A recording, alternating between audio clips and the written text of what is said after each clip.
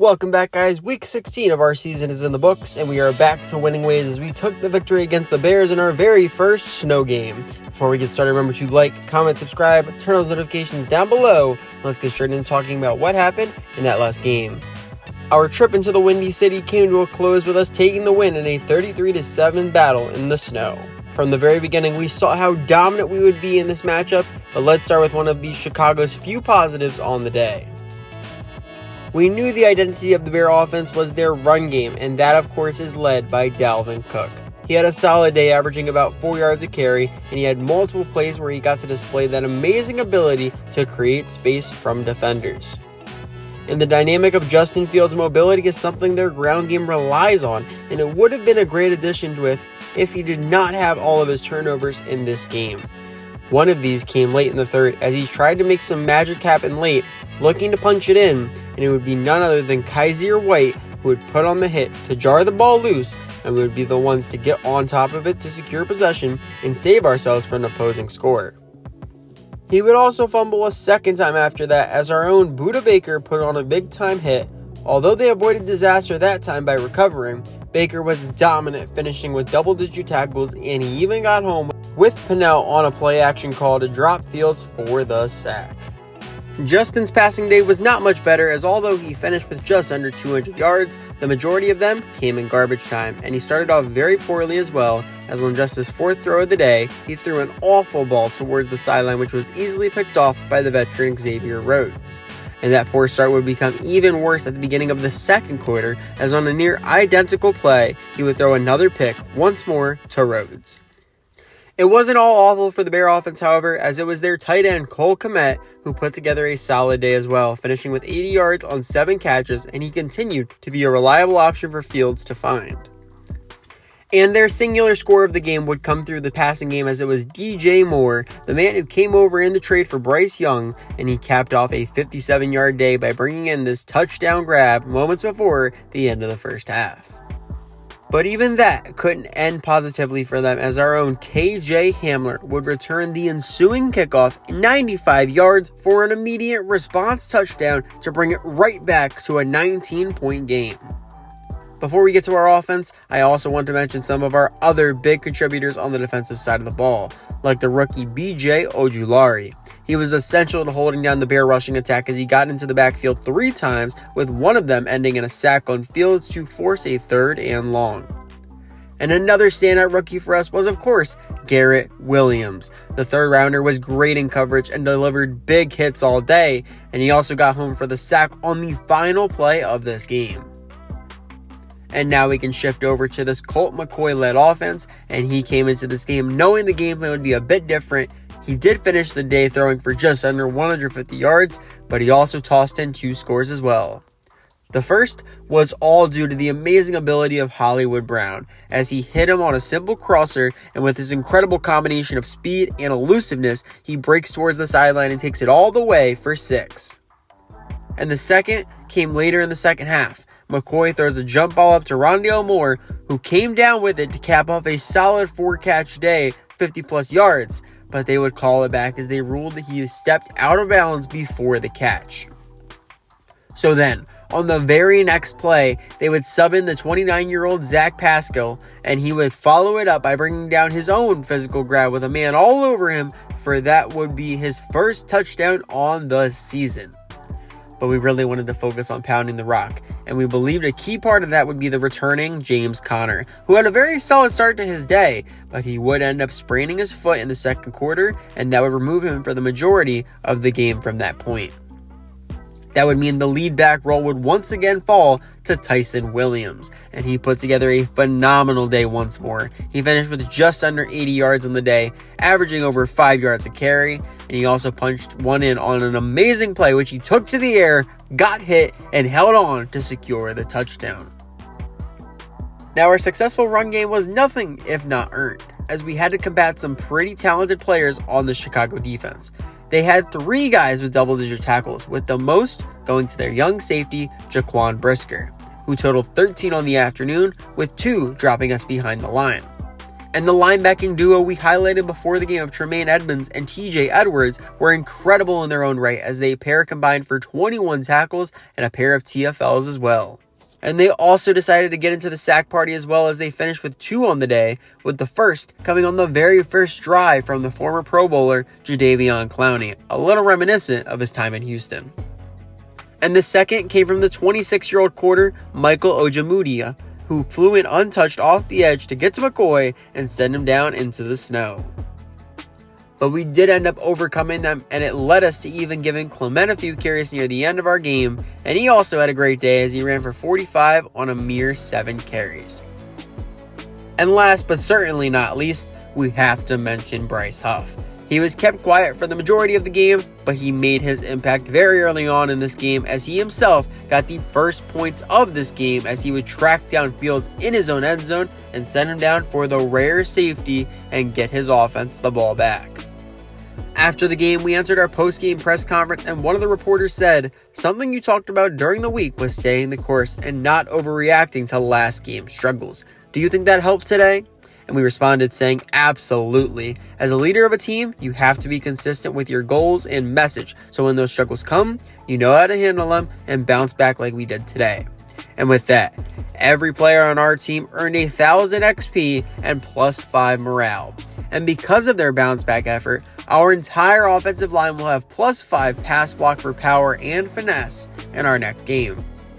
We also received some staff points to put towards our coaching staff after that big win. So we went over to the head coach talent tree and we upgraded Lockdown Machine, which will increase XP gain for cornerbacks in training by 5%, which will help us boost our secondary that can struggle at times. As we push closer to the end of the regular season, we can now look towards the playoff picture once more, and we will start on the AFC side of things. The number 1 and 2 seeds have remained the same, with the Ravens and the Chiefs holding those positions, but after that, everything has been jumbled. The Titans now are in the unfortunate position where if the season ended today, they would have to travel into Arrowhead to take on Patrick Mahomes. With Miami's continued success, they now hold the 3 seed and are eyeing a matchup with the Colts. And one of the closest battles on the bracket, it looks like the Jags, who are doing their best to cling on to that AFC South crown, will welcome the Raiders in the wild card round. The top of the NFC is in a similar situation, as us and the Cowboys still hold the top 2 spots in the conference, but we have a major change at number 3. After our win over the Bears and the comeback effort of the Lions, Detroit has taken over the pole position in the NFC North, which currently has them slated at the number 3 spot, aimed to take on Philadelphia in the first round. We should note that San Francisco has slid themselves into the 7th seed, and we could be looking at a 3rd classic on the year with us once again. And the battle that should be put on upset alert is the 4-5 matchup, as we have the Seahawks heading to Tampa Bay to take on the Bucs.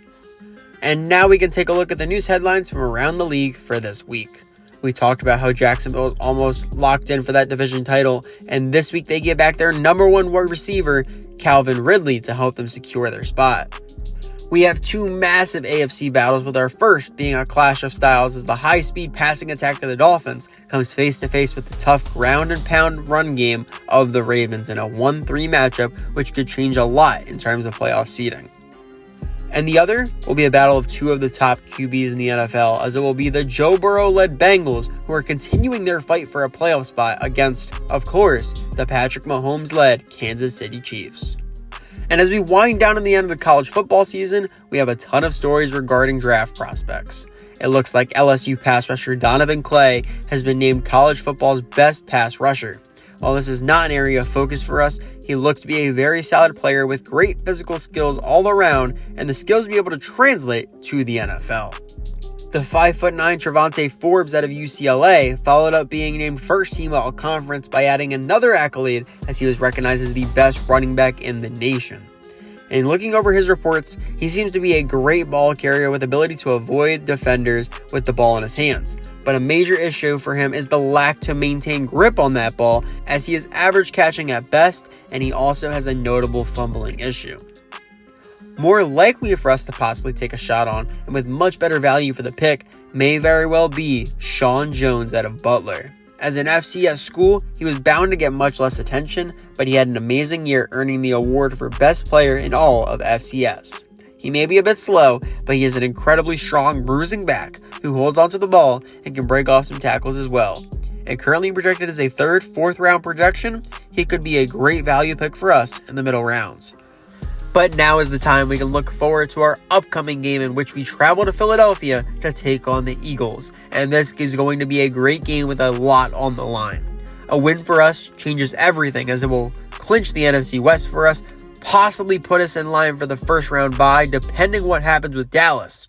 And more importantly for Philly, could eliminate them from playoff contention. But now let's discuss the weapons we will have to deal with.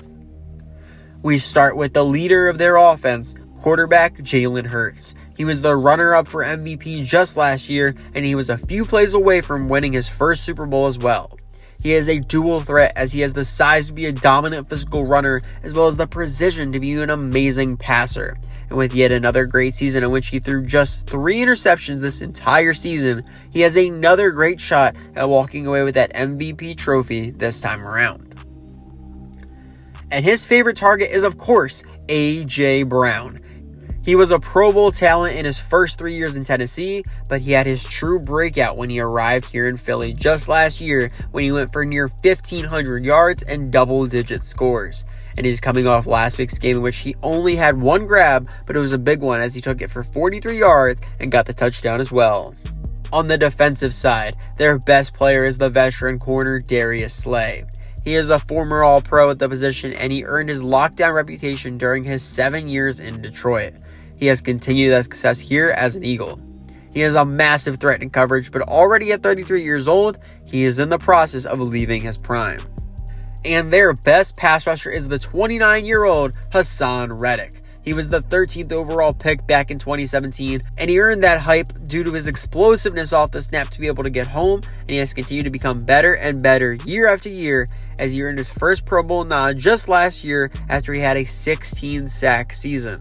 And now that we know who we're going up against, it is time to set our game plan for this upcoming matchup. Starting on the defensive side, we have a lot of belief in our ability of our safeties to hold down the deep portion of the field and match up against one of the most dangerous passing units in the game. We are going to focus on defending the medium pass. And over on offense, we know they have a great secondary, and while their pass rush is dangerous, their defense lacks in the linebacking department. So we are going to focus on throwing the ball to the middle portion of the field. And with that, we can now set our goals for this game. First, we want to win the turnover battle. We know this is going to be a tough matchup that could truly come down to a singular play, and that usually means whoever makes the least mistakes. Next, we want to get 300 plus offensive yards. We know this defense can cause problems, but if we attack it right, we should be able to expose their weaknesses. After that, we want to allow under 25 points. We know this opposing offense is lethal and can put up points, but as long as we can hold them there, I like our chances. And lastly, we want to get 2 or more passing touchdowns. Last week in the snow, we proved we can produce on the run game with the best of them. But today, against one of the best passing attacks in the league, we want to see if we can match them on that front as well. After that, we completed training for the week, and we saw a lot of good development out of our guys, starting with our breakout linebacker, Zaven Collins. He has had his best year yet, producing whenever we give him the opportunity, and as he nears the decision on his 5th-year option, he improved in his block shedding and tackling. Next up, we have one of our most promising receivers, KJ Hamler. He has so much potential to fill into this receiving core, and he displayed some of his athletic prowess with some great chances as a kick returner. And after returning one for a score in our last game, he improved today in his awareness, catching, release, medium, and deep route running. After that, we have our 3rd round pick, Garrett Williams. He was expected to be a bit more of a project when he was drafted, but he has done well playing in the slot, and he even came away with a sack to end the game last week. But today, he got better at defending the pass as he grew in his awareness, man coverage, press, and tackling. And lastly, we have another rookie in Michael Wilson. He has continued to develop into a deep threat, coming away with some big yardage grabs, and this time he improved in his catching traffic, medium, and deep route running. And with that, we have covered everything we needed to for this week. If you guys enjoyed, remember to like, comment, subscribe, turn on those notifications down below, and I will see you all next week as we travel to the city of brotherly love to take on the Eagles.